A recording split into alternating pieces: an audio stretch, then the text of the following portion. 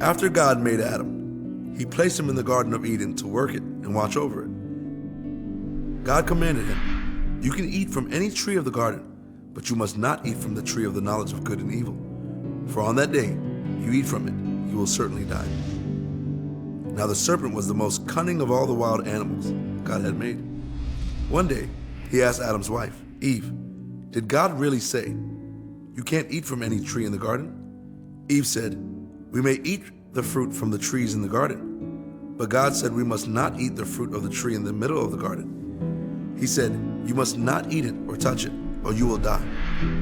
"No, you will certainly not die," the serpent said. "In fact, God knows that when you eat it, your eyes will be opened and you will be like God, knowing good and evil." Eve saw that the fruit looked good, and she wanted to be wise like God. So she took some of the fruit and ate it. She gave some to Adam, who was with her, and he ate it too.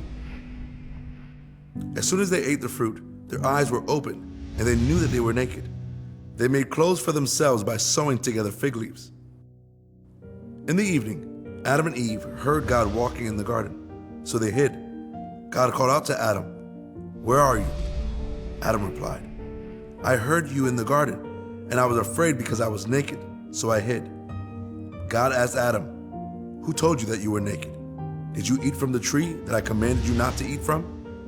Adam immediately blamed Eve and said, "She gave me some fruit from the tree, and I ate it."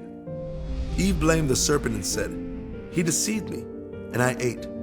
God cursed the serpent by making him crawl on his belly. Adam and Eve also had consequences for their disobedience. Life will be hard and painful, all because of sin. The ultimate consequence for humanity's disobedience to God is death. But God promised that one of the woman's descendants would destroy the serpent. God was merciful to Adam and Eve. He made clothes for them out of animal skins before he sent them out of the garden.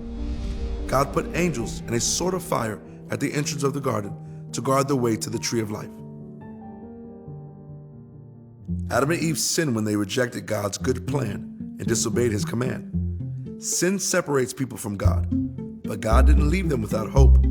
God sent his son, Jesus, to live as Adam didn't, perfectly sinless.